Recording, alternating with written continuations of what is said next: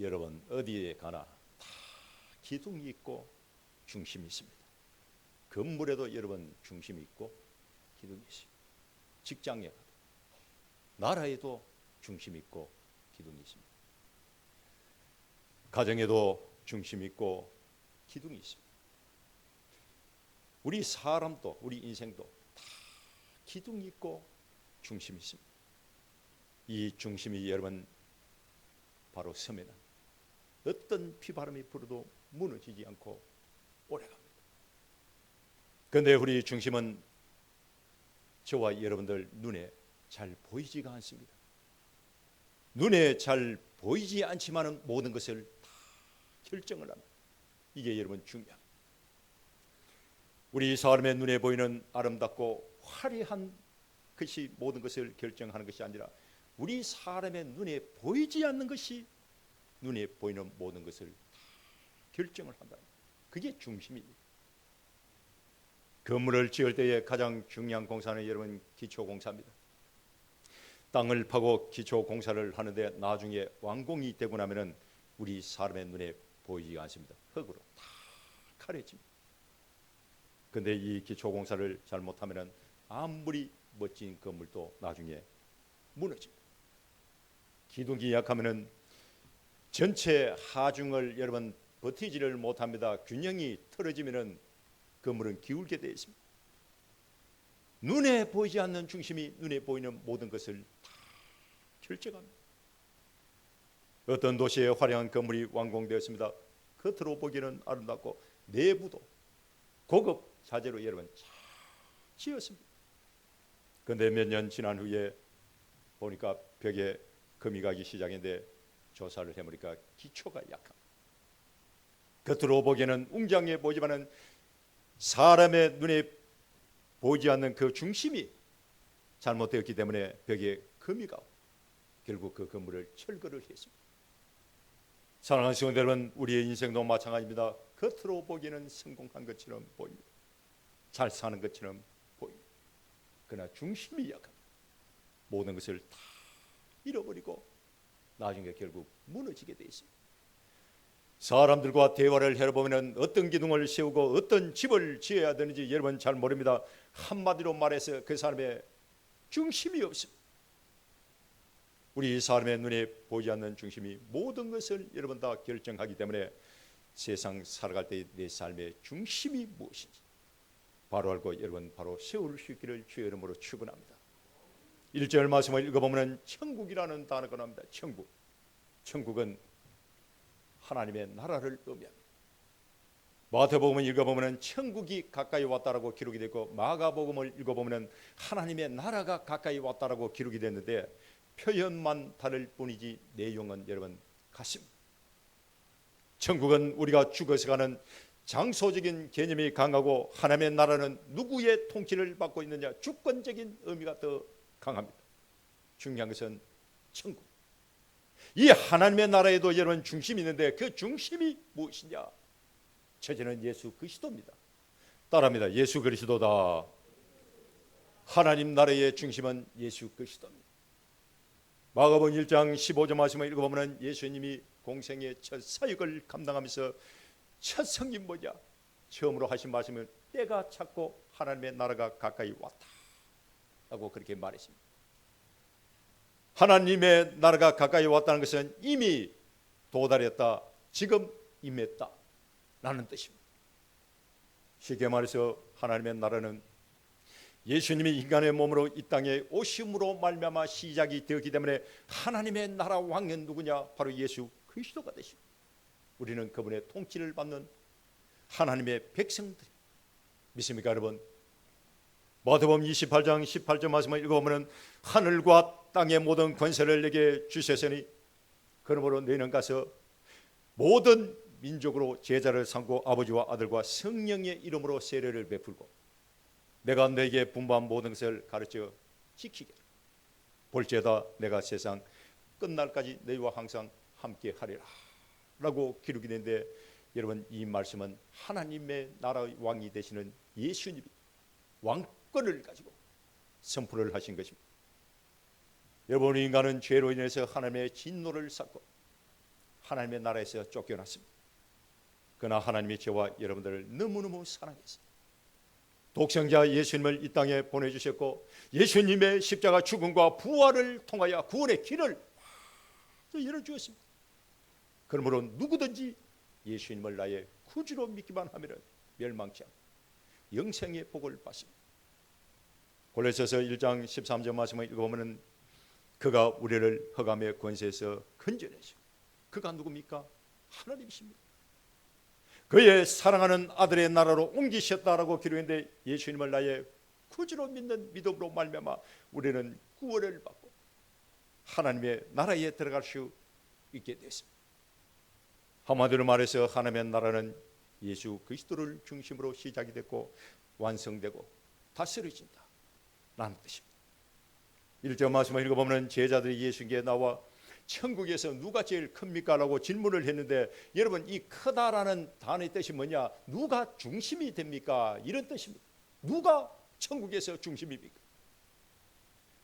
사랑하는 성도들은 하나님의 나라는 사람이 중심이 되는 나라가 아닙니다. 황금이 중심이 되는 나라가 아닙니다. 학문이 중심이 되는 나라가 아닙니다. 실력이나 권력이 중심이 되는 나라가 아닙니다. 하나님의 나라는 예수 그리스도가 중심인 줄 믿습니다. 하나님의 나라는 장소를 의미하는 것이 아니라 누가 다스리고 있느냐, 통치를 의미하고 있기 때문에 예수 그리스도의 통치를 받으면 그것이 바로 하나님의 나라입니다. 어떤 사람이 집을 지었는데 여러분 비가 오면 물이 새고 바람이 불면 집이 흔들거려요. 겉으로 볼 때는 여러분 멀쩡합니다. 결국 무너졌습니다. 왜 무너졌습니까? 기둥이 잘못됐기 때문에 그렇습니다. 우리의 인생도 똑같습니다. 내 인생 가운데 예수님이 없다면 비가 오면 비가 셀 것이고 바람이 불면 바람에 흔들 것이고 태풍이 오면 무너질 것입니다. 요한복음 15장 5절 말씀을 읽어보면 나를 떠나서는 내가 아무것도 할 수 없다라고 기록이 되어 있습니다. 주님을 떠나서는, 하나님을 떠나서는 우리는 아무것도 할 수가 없습니다. 여러분 이 말씀은 최상적인 말씀이 아닙니다. 존재론적 진리의 말씀입니다. 세상 사람들은 내가 모든 것을 다 할 수 있다고 생각하는데 시간이 지나서 뒤돌아보면 남는 게 하나도 없고 열매가 하나도 없습니다. 예수님을 나의 구주로 믿지 않는 사람은 돈이 중심이 되겠죠. 권력이 중심이 되겠죠. 명예가 삶의 목표가 여러분 되겠지요.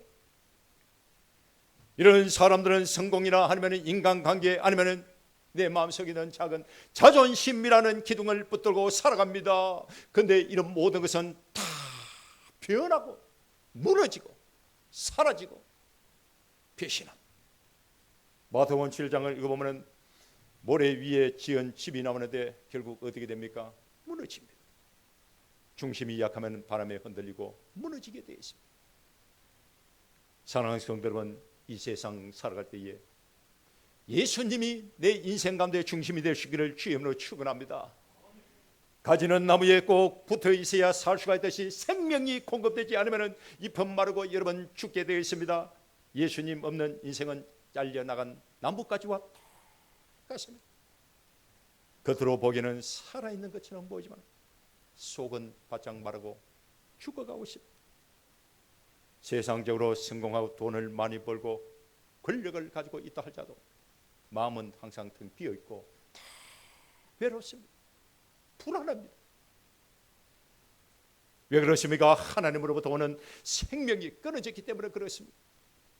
요한복음 14장 6절 말씀을 읽어보면 내가 곧 길이요 진리요 생명이다라고 기록이 되는데 예수님은 저와 여러분들에게 길을 알려주시는 분이 아니라 길 그 자체입니다.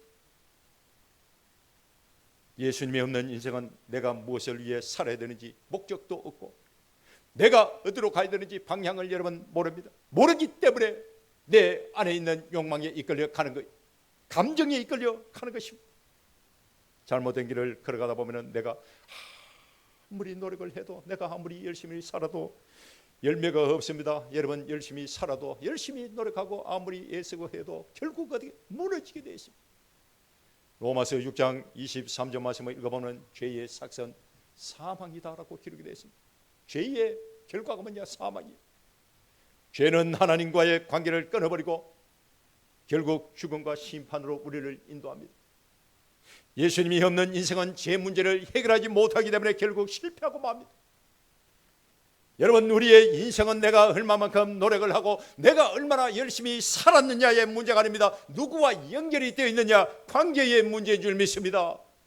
예수님과 내가 연결만 되어 있으면 예수님이 내 인생의 중심이 되고 기둥이 되고 중심이 되면 바람이 불어도 흔들리지 않습니다. 고난의 파도가 밀려와도 넘어지지 않습니다. 길을 잃어버릴 염려도 없고 철을 따라 열매를 맺고 날마다 죄사함의 은총을 받고 영생의 복을 누릴 줄 믿습니다. 예수님은 하늘과 땅의 모든 권세를 가지고 하나님의 나라를 다스리고 통치하는 왕입니다. 여러분, 내 인생의 중심이 내가 아니라 예수 그리스도가 되시기를 주님으로 축원합니다.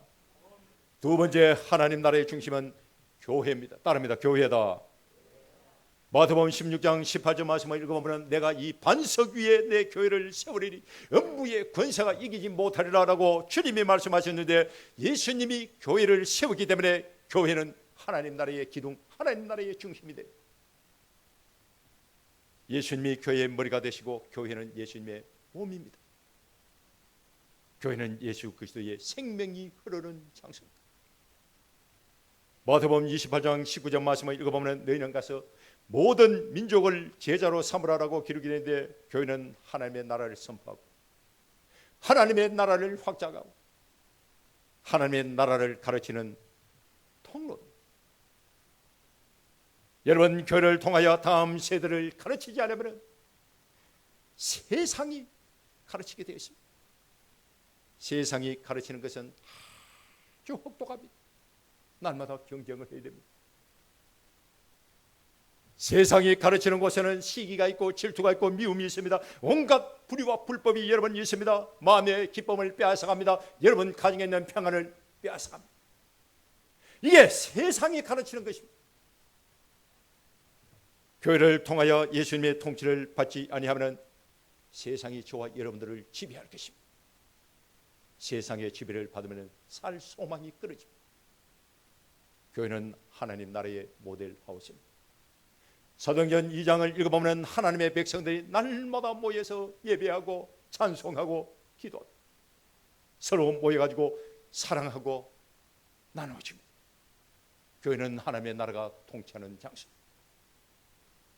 교회를 통해서 하나님의 나라에 대하여 알고 보고 맛을 보는 것입니다. 교회는 평안한 가운데 탄탄하게 세워질 것입니다. 그 평안을 누가 줍니까? 하나님이 주십니다. 반대로 싸우는 교회는 하나님의 나라가 아닙니다. 시끄럽고 분쟁이 많은 교회는 하나님의 나라가 아닙니다. 예수님이 없는 교회는 교회가 아닙니다. 그건 그냥 건물이요 종교기관일 뿐입니다. 사랑하는 성도는 교회가 내 인생의 중심이 되어야 될 줄 믿습니다. 왜 교회가 내 인생의 중심이 되어야 되느냐? 교회 밖에서는 하나님의 나라를 통치를 받을 수가 없고, 교회 밖에서는 하나님 나라가 주는 그 기쁨을 내가 누릴 수가 없기 때문에 그렇습니다. 교회는 단순한 건물이 아니라 하나님을 만나는 장소입니다. 오늘 이 예배를 통하여 하나님의 임재를 누리고 말씀을 통해서 하나님의 뜻을 깨닫게 됩니다. 기도를 통해서 우리는 하나님과 교제를 합니다. 세상은 상처를 주임하는 교회를 상처를 치유하는 곳입니다. 낙심한 인생들이 교회를 통하여 위로를 받고 죄로 무너진 삶이 회개와 용서를 통하여 회복이 되는 장소가 어디냐? 그게 교회입니다. 교회는 내 영혼의 병원이자 쉼터와 같은 곳입니다. 교회를 통하여 하나님과의 관계가 회복이 됩니다. 세상이 주는 기준은 흔들리고 다 변합니다. 그러나 교회는 영원히 변하지 아니하는 진리를 가르쳐주고 내 인생의 올바른 가치관과 목적과 방향을 가르쳐줍니다. 교회를 통해서 흔들리지 않는 내 삶의 기둥이 여러분 세워지는 거예요. 교회는 모든 것을 공짜로 받는 것이 아닙니다. 사랑으로 나눠주는 것입니다. 서로 섬기고 약한 사람을 돌보고 그리스도의 마음을 배우고 사랑을 실천하고 자발적인 헌신을 통하여 내 중심적인 삶에서 벗어나는 곳입니다. 세상을 바라보면 끝만 보입니다. 절망이 보입니다. 눈물만 흐르게 되어 있습니다. 그러나 교회는 영원을 바라보게 합니다. 예수님을 나의 구주로 믿고 죄사함의 은총을 받고 거듭나서 죽음 이후에 대한 확실한 소망을 붙들고 내가 어떤 상황 속에서도 흔들리지 않는 믿음으로 영원을 준비하는 장소가 어디냐? 그 교회입니다. 교회는 사람을 살리고 내 인생의 가치관을 바꿔주고 영혼을 준비하는 하나님이 저와 여러분들에게 주신 은혜의 통로입니다. 하나님 나라의 왕도 예수 그리스도, 하나님 나라의 중심도 예수 그리스도입니다. 하나님 나라의 왕이신 예수님이 하나님의 나라를 이 땅에 드러내기 위하여 교회를 세우기 때문에 내가 이 땅에 태어나서 죽을 때까지 기쁠 때나 슬플 때나 교회의 중심으로 살고 또 살기로 작정한 사람은 복받은 사람입니다. 오늘도 내가 이 자리에 앉아 있다는 그 자체가 여러분 복을 받은 사람입니다. 하나님의 백성들은 교회를 통하여 하나님의 나라가 주는 기쁨을 누리고 사는 것입니다. 그 평안을 누리고 사는 것입니다. 사랑하는 성도는 교회는 예수님을 왕으로 모신 공동체입니다. 교회는 하나님의 말씀과 성령이 다스리는 공동체입니다. 교회는 하나님의 나라가 확장되는 통로입니다. 교회를 통하여 하나님의 백성들이 하나님의 나라를 바라보고 경험하는 곳입니다. 교회는 세상 가운데 있지만은 하나님이 통치하는 장소이기 때문에 교회를 가까이 하고 교회를 사랑하고 교회를 아름답게 가꾸는 것은 내가 하나님을 가까이 하고 하나님을 사랑하고 하나님을 잘 섬기는 것과 똑같습니다.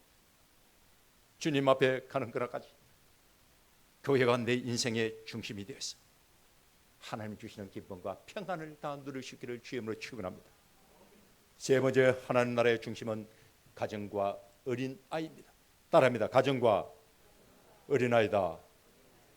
왜 하나님 나라의 중심이 가정과 어린아이입니까? 왜? 가정은 하나님의 나라가 시작되는 첫 번째 현장입니다. 하나님은 교회보다 먼저 가정을 주셨습니다. 창세기 2장을 읽어보면 아담과 하와의 가정이 나옵니다. 가정은 여러분 단순한 생활 공간이 아닙니다. 그저 밥이나 먹고 잠을 자는 장소가 아닙니다. 가정에서 언어를 배웁니다.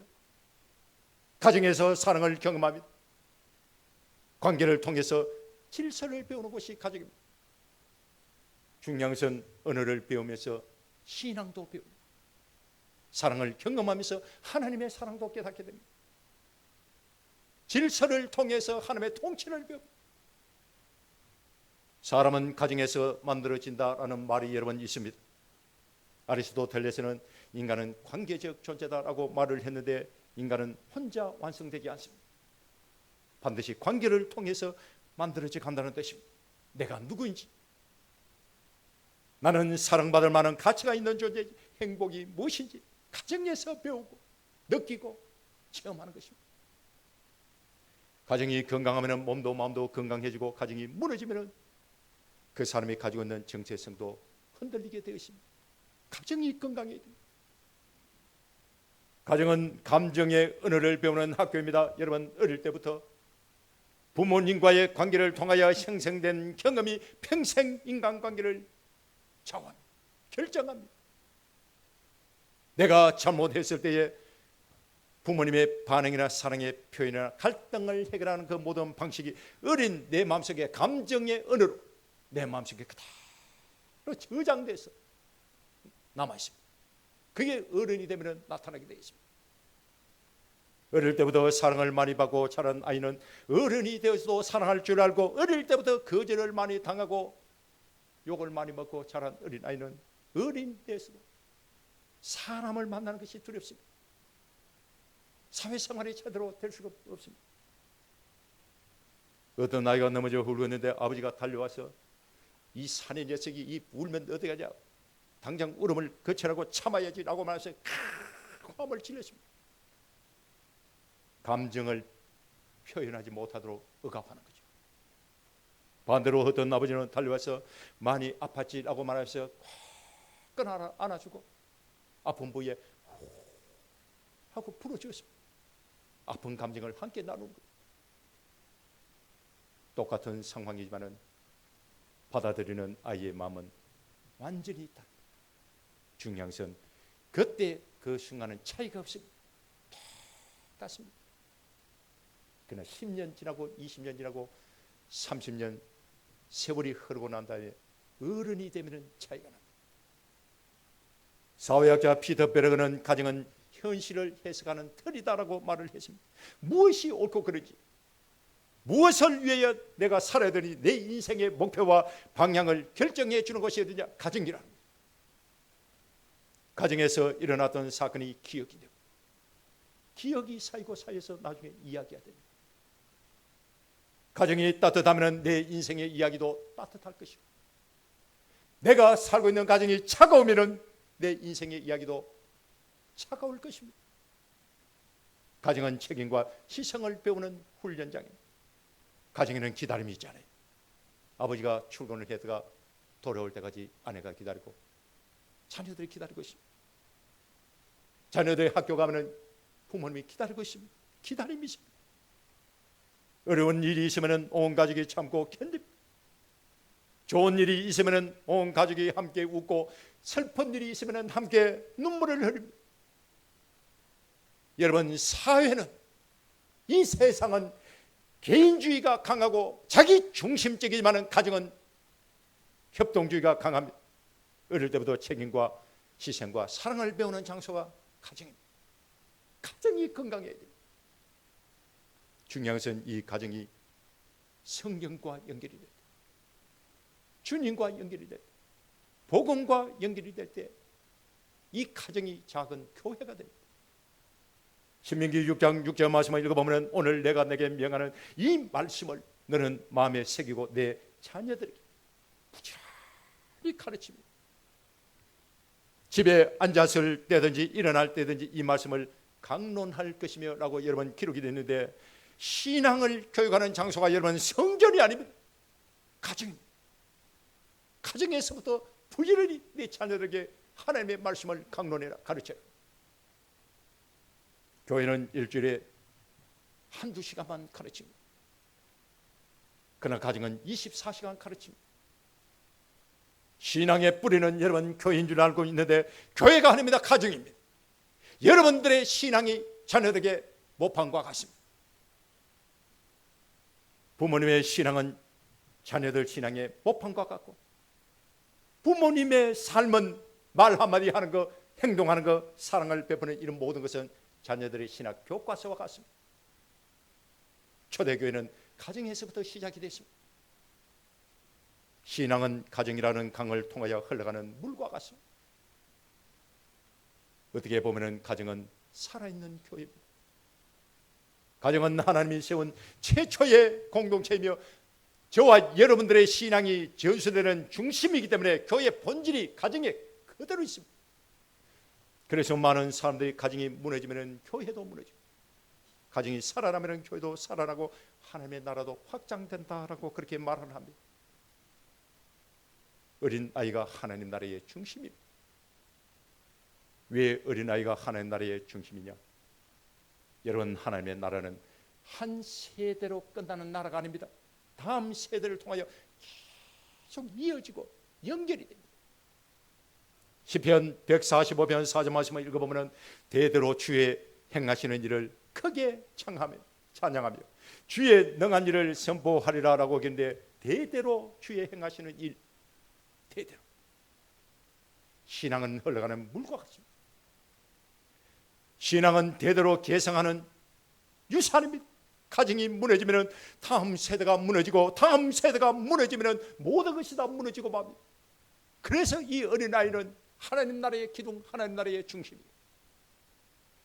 2절 말씀을 읽어보면 예수께서 한 어린아이를 불러가지고 그들 가운데 세웠다라고 기록이 되어 있습니다. 어른들 많이 있습니다. 그런데 어린아이를 불러가지고 그들 가운데 세웠다.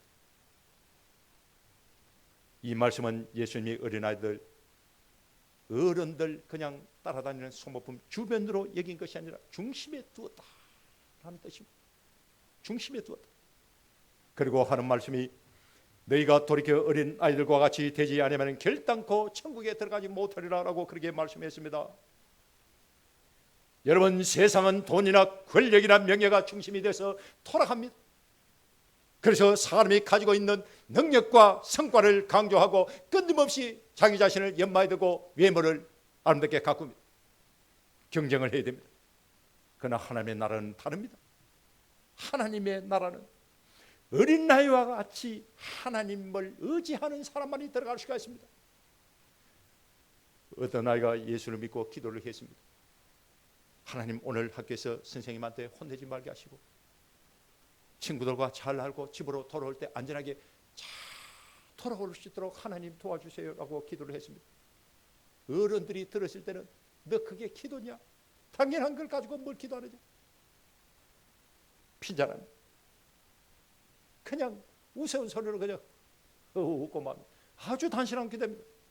그러나 하나님은 그 기도를 듣고 기뻐하십니다. 왜 기뻐합니까? 전적으로 하나님을 의지했기 때문에 그렇습니다. 어떤 선생님은 어린아이의 이름을 부르면서 기도를 했습니다. 모든 사람들이 포기했습니다. 어른들은 포기하지만 그 선생님은 문제 많은 그 아이를 끌어안고 이름을 부르면서 날마다 기도를 했습니다. 그 얘가 자라가지고 나중에 의사가 되고 선교사가 되고 교수가 되고 목사가 되고. 어린아이는 지금이 아닙니다. 미래입니다. 미래. 여러분들의 자녀들이 조금 부족하고 성격이 좀 삐뚤어지고 돈도 잘 못 벌고 말도 잘 안 듣고 힘들게 해도 포기하면 안 됩니다. 왜 포기하면 안 되느냐? 나의 자녀는, 어린 아이는 지금이 아닙니다. 미래이기 때문에 그렇습니다. 교회와 가정이 어린아이를 포기하고 놓치면 미래를 포기하는 것과 똑같습니다. 미래를 포기하면 희망이 없습니다. 가정은 여러분 작은 교회입니다. 가정에서 신앙이 전수되고 가정에서 하나님의 나라가 시작되었기 때문에 가정과 다음 세대는 하나님 나라의 중심이 되는 것입니다. 그래서 가정이 무너지면 교회도 무너지고 교회가 무너지면 나라도 무너지는 것입니다. 하나님의 나라도 약해지는 것입니다. 가정이 건강해야 됩니다. 오늘 한국교회가 어린이 주일로 여러분 지킵니다. 어른들이 애들을 바라볼 때에 모든 것이 다 부족해 봅니다. 모든 것이 다 걱정이에요. 저 녀석 저 나중에 커가지고 밥벌이는 하고 결혼은 하고 제대로 살까? 전부 걱정입니다. 어떤 부모님은 애를 불러가지고 심부름을 시켜놓고 걱정합니다. 잘 사가지고 올까? 여러분, 왜 걱정을 합니까? 자녀를 불러가지고 심부름을 시킬 때는 믿으니까 심부름을 시킨 거 아닙니까? 사가 올 수 있으니까 믿으니까 시켰죠. 그런데 어른의 관점은 뭐냐? 그렇게 믿고 심부름을 시켜놓고도 걱정하는 거예요. 이게 어른들이 애들을 보는 관점입니다. 어른들이 애들을 바라볼 때는 쟤는 성격도 못 됐고 말도 잘 안 듣고 공부도 하라면 하지 않고 교회 가자면 신경질 내고 모든 것이 여러분 다 못마땅합니다. 그래서 어른들이 모여가지고 수군거립니다. 저 커가지고 뭐가 되겠나? 그런 얘기를 해요. 고개를 쩔렁쩔렁 흔듭니다. 그러나 포기하지 마십시오. 어린아이는 지금이 아닙니다. 지금을 보고 평가하면 안 돼요. 미래입니다. 미래. 가정은 하나님의 나라가 시작되는 최초의 장소입니다. 어린아이들이 가지고 있는 의존성, 순수하고 깨끗한 마음, 겸손, 이런 모든 것들을 어린아이들이 가지고 있습니다. 여러분, 의존성이나 순수하고 깨끗한 마음이나 겸손, 이런 것들은 하나님의 백성들이 어떤 믿음을 가지고 신앙생활을 해야 되는지 신앙의 본질을 보여줍니다. 다음 세대를 통해서 하나님의 나라가 계속 이어지고 연결되기 때문에 어린아이는 지금이 아니라 하나님 나라의 미래, 하나님 나라의 중심, 하나님 나라의 기둥입니다. 사랑하는 성도 여러분, 중심을 회복할 수 있기를 주님으로 축원합니다. 건물이 무너지고 기업이 무너지고 가정이 무너지고 나라가 무너지고 내 인생이 무너질 때는 다 이유가 있습니다. 전부 공통점이 있습니다. 그 이유가 무엇이냐? 중심이 약하거나 흔들리기 때문에 그렇습니다. 중심이 약하고 흔들리면 그 위에 세워진 모든 건물은 다 무너지게 되어 있습니다. 사람도 무너집니다. 시간도 무너집니다. 건강도 모든 것이 다 무너지게 되어 있습니다.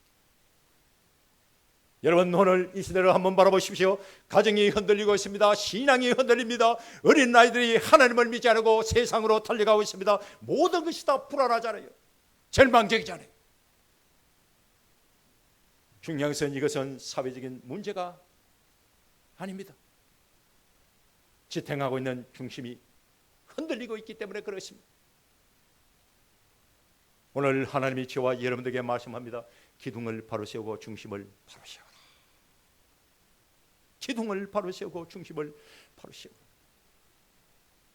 예수 그리스도는 하나님 나라의 중심도 되지만 내 인생과 내 삶과 내 가정의 중심입니다. 예수 그리스도라는 이 중심, 교회와 가정과 다음 세대를 통하여 드러나는 것입니다. 오랜 여러분 가정에 따릅니다. 오늘 어린이 주일로 지킵니다. 하나님 나라의 중심이 되는 예수님이라는 그 기둥을 통해서 교회와 가정과 다음 세대가 여러분 든든하게 세워질 수 있기를 주의 이름으로 축원합니다. 기도하겠습니다.